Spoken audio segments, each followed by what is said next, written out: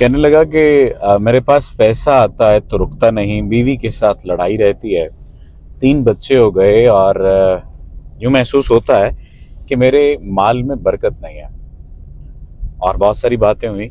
ये कमोबेश आज से 5 से 6 माह का किस्सा है। ये मैं आज इसलिए सुना रहा हूँ आप लोगों को क्योंकि 1-2 दिन पहले बात हुई थी, तो फिर उन्होंने कहा कि आप खुदारा ये बात दूसरे लोगों तक भी पहुंचाइएगा और उनसे रिक्वेस्ट कीजिएगा मेरे इसी मामले को लेकर, इसी बात को लेकर। खैर, उस शख्स से जब बात हो रही थी तो उस शख्स ने ये बात कही कि जनाब, मेरे साथ जो मामला है वो ये है कि माल में बरकत नहीं है, घर में लड़ाई रहती है और पैसा है, अच्छा खासा पैसा है, फिर भी काम नहीं उस तरह से चल रहा जिस तरह से चलना चाहिए।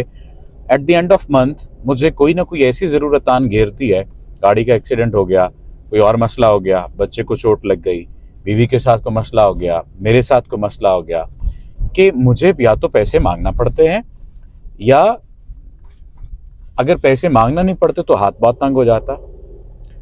एक ये मसला बता दिया, फिर बताया कि माँ के साथ नहीं बनती। माँ के साथ क्यों नहीं बनती? इस वजह से कि बाप की मर्जी की शादी हुई थी, बाप ने कहा था कि तुम ये शादी करो, और बाप ने इस वजह से शादी की क्योंकि बाप ने कहा कि सारे खर्चे मैंने करने हैं, मेरी मर्जी से शादी करोगे तो मैं शादी के सारे खर्चे करूंगा। माँ नहीं चाहती थी कि मेरी शादी जो ताया या चचा उसने बताया था उसकी बेटी से हो, लेकिन एट द एंड क्या हुआ, शादी हो गई और मेरे 3 बच्चे हैं। मैंने आपकी एक वीडियो देखी और उसमें आपने जिक्र किया कि ये जो बरकत का मामला है ये ठीक हो सकता है, कहीं मेरे साथ बदनजरी तो नहीं है, हसद तो नहीं है। अब मैंने उनसे एक बात पूछी, वही बात मैं आप लोगों से शेयर भी करना चाहता हूँ और आप लोगों से पूछना भी चाहता हूँ। मैंने उनसे पूछा कि आपकी अपनी बहन के साथ मामलात कैसे हैं?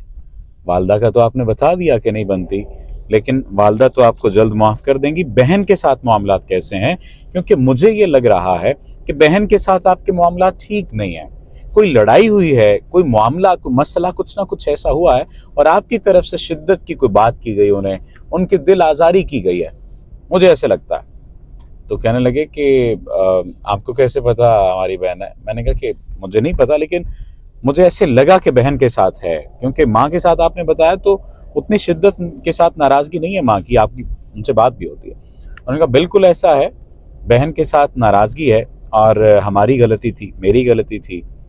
मैंने उसकी शादी के मौके पर उससे ये बात कही थी कि तुम्हें जायदाद की या पैसों की या चीज़ों की क्या ज़रूरत है, यानी जायदाद की क्या ज़रूरत है।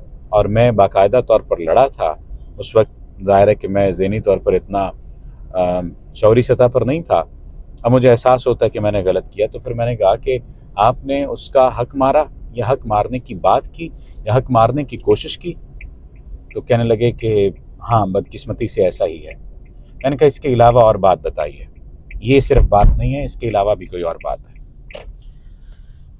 उन्होंने कहा कि और क्या बात हो? याद करने की कोशिश की। जब याद करने की कोशिश की, उस साइड पे याद करने की कोशिश की, तो पता ये चला कि बाद में भी बहन घर पे आई थी, दर पे आई थी, तो ये शख्स मिला नहीं था और उसे धुतकार दिया था और कहा था कि मैं ऐसी औरतों से नहीं मिलता, और ऐसे बहुत सारे कहने लगे कि मैंने सख्त जुमले कहे थे।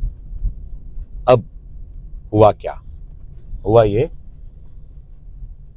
कि बेबरकती होना शुरू हो गई एट दैट मोमेंट। फौरी तौर पर जवाल नहीं आता, ये बात याद रखिए, लेकिन उस वक्त से जवाल की शिद्दत बढ़ती चली गई, तेज होती चली गई, और फिर ऐसी तेज हुई कि ये जो हालत उन्होंने बताई थी उस हालत तक पहुंच गए।